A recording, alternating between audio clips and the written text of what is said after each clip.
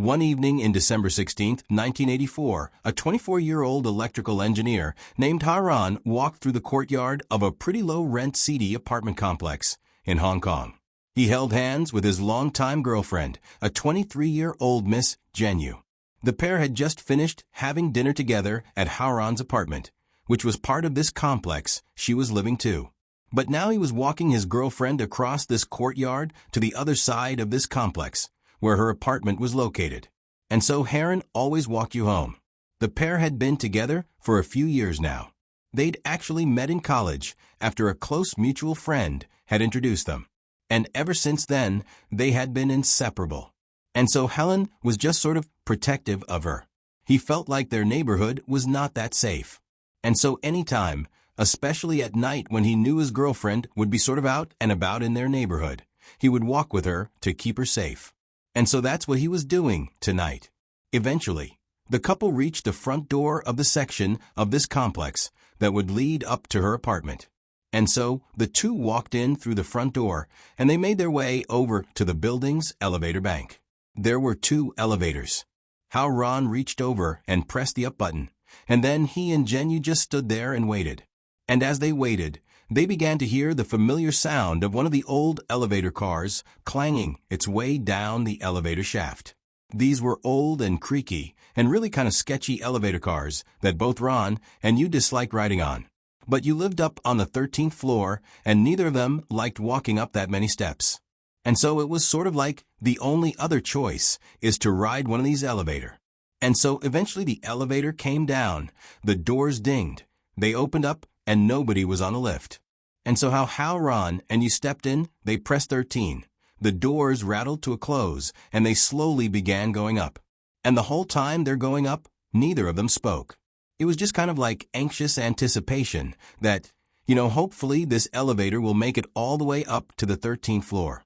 And so as they're moving up, they're hearing the sides of the elevator banging into the walls, and it's just so uncomfortable. But eventually they do reach the 13th floor. It dings.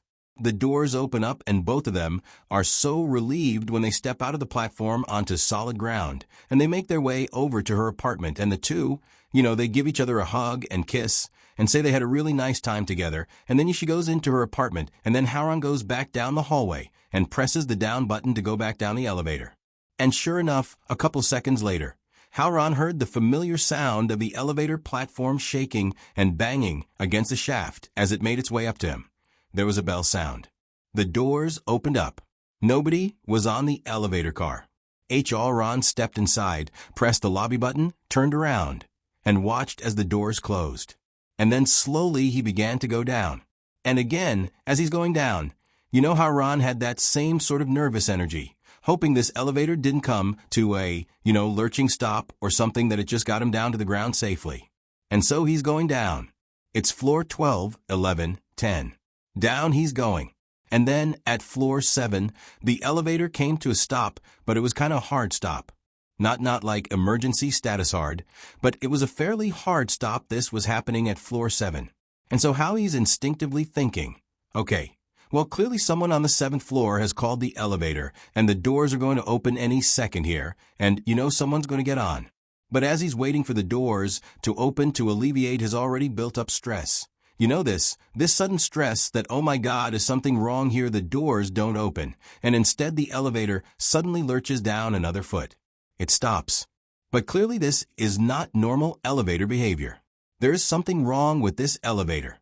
Like his worst fears are coming true, and the doors still are not opening. And so Haron's looking around, wondering what's he going to do? What can he do? What is really going on with this elevator? He's trying to tell himself that everything's okay. Maybe the doors still will open up, but they're not. And then he begins to smell something. It was almost like a sort of chemical smell. He couldn't really place what it was. And he's sort of looking around, wondering what's going on here. And then panic sets in, is rising like this is a bad situation. Has no idea what's happening, but clearly something bad is going on here. And then this already horrible situation gets a million times worse because he looks down and he spots the floor of the inside of the elevator is on fire. And as he's realizing the floor is on fire, and that's what he was smelling, is like this burning smell, He sees his own legs are now on fire. And so in a completely panicked, like fight or flight moment, a sudden surge of adrenaline, Haron remembers elevator, have an escape hatch somewhere, usually on the ceiling top, and he looked up and he couldn't believe it. There it was. There was his escape hatch to get out of the elevator. And so right away, that's what Haron began trying to do. He kind of scaled the walls of this car. He punched open this hatch, and he climbed out of the elevator, out of the fire, saving his own life. And so while all this chaos was happening in the elevator shaft, Haron's girlfriend, Jenny, was in her apartment looking out from her window, and her view was basically the same courtyard that she and Haron had walked across just, 5 minutes ago to get to her apartment building. And it was sort of customary that every time he would drop her off at her apartment, she would look out of her windows and wait for him to come out the front door, and she would watch him walk back across that same courtyard to his building on the other side. And so you sort of understood how long it would take, for Haron to come down the elevator and walk out the door. But now it had been, 5, 6, 7, 8 minutes, and he still hadn't come out the front door, and there really wasn't any reason for him not to have exited the building at this point. And she started to get worried. And so given the fact that Jenny, much like Haron, was fearful that those old elevators in this building were eventually going to get stuck while they were on them, given she had that fear, she instinctively was like, oh my gosh, maybe he's stuck in the elevator. Like that's why he hasn't left the building yet. And so instinctively she left her apartment and walked down the hallway to the elevator bank, and she looked up above the doors, and it showed where the respective platforms of the elevators were located. And she saw that one of the platforms was stuck at floor 7, and it wasn't moving up or down. It didn't matter if she pressed the button. That car would not go up or down. The other car would, but not that car. And so it convinced her that Haron has got to be trapped on that elevator. He's stuck right there. She thought to herself, I better call authorities. And so she did. She called the fire department and said, hey, my boyfriend, I believe he's trapped in the elevator. And so just a few minutes later, the local fire department showed up to the apartment complex, and they walked up to the 7th floor where they believed Haron. Haron, this car was stuck. Now, they were not in some crazy, emergency mode running down the hall to open up this elevator car, because they're thinking, it's really just an inconvenience getting stuck on an elevator car. It's not like life and death. And so they just make their way up to the 7th floor by taking the stairs. And then, on the 7th floor, they go over to the elevator bank, where the 2 doors are to the respective elevator cars.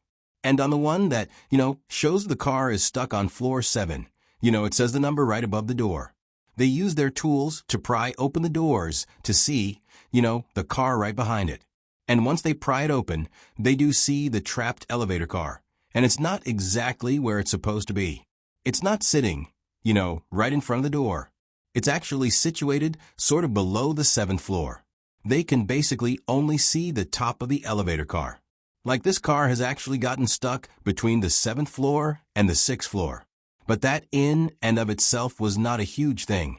I mean, they could basically mechanically move this car up and down if they needed to, either up to the 7th or down to the 6th to get whoever was on the car out.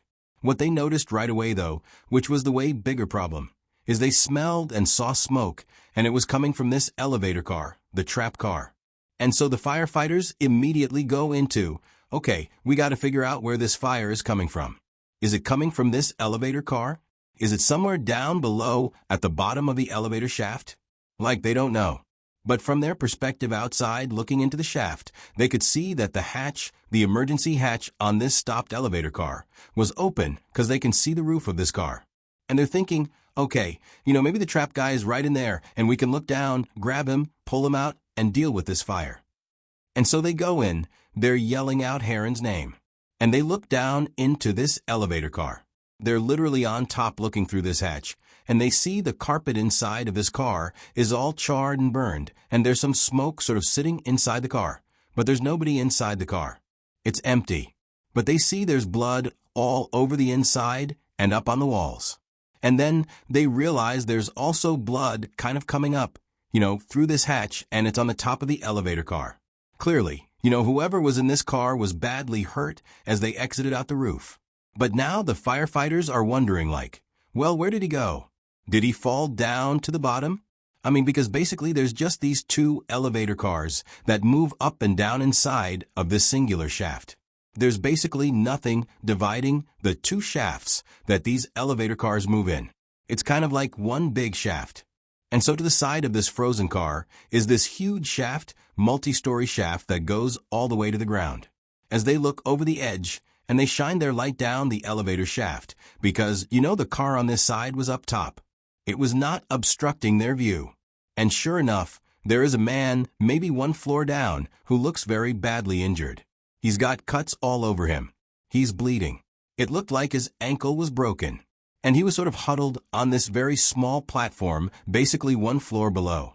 At every floor when you walk onto the elevator, when those doors open up, there's like, a 1 foot long little platform that extends into the shaft just enough that it meets the entrance to the car. So when the car opens up, you walk across this little platform into the elevator. The door's shut, and it goes up or down.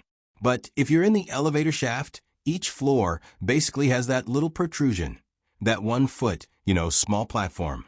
And there's the guy, presumably Haron, who is positioned perched on the one right below them on that little platform. And so, of course, the firefighters forget the fire because, that's a separate issue at this point, and they got to go rescue Haron. And so they go down to the 6th floor, they open up the doors, they grab Haron, they pull him into the hallway where he is safe. He's obviously in an enormous amount of pain. He's been burned. He's got a broken ankle. He's in rough shape, but it appears like he's going to survive. And so as the firefighters placed Haron on a stretcher, and he's barely talking, he's very shaken up. He's just laying there. And so at this point, the girlfriend, she found out the firefighters had saved her boyfriend, and he was on the 6th floor. And so she comes charging down the stairs, runs down the 6th floor hallway to be by her boyfriend's side.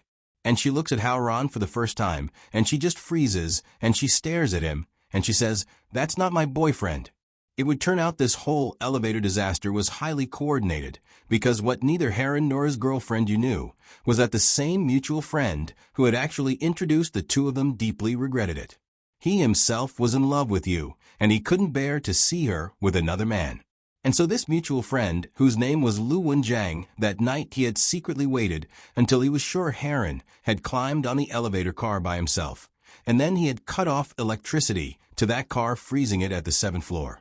Actually, between the 7th and the 6th floor, and then he climbed on top of the elevator car, opened up the hatch just enough to pour kerosene into the car with Haron. That was the smell that Haron began to talk about and smell inside the shaft. Like he clearly knew there was something off, but Haron didn't realize it was, this friend of his right above him.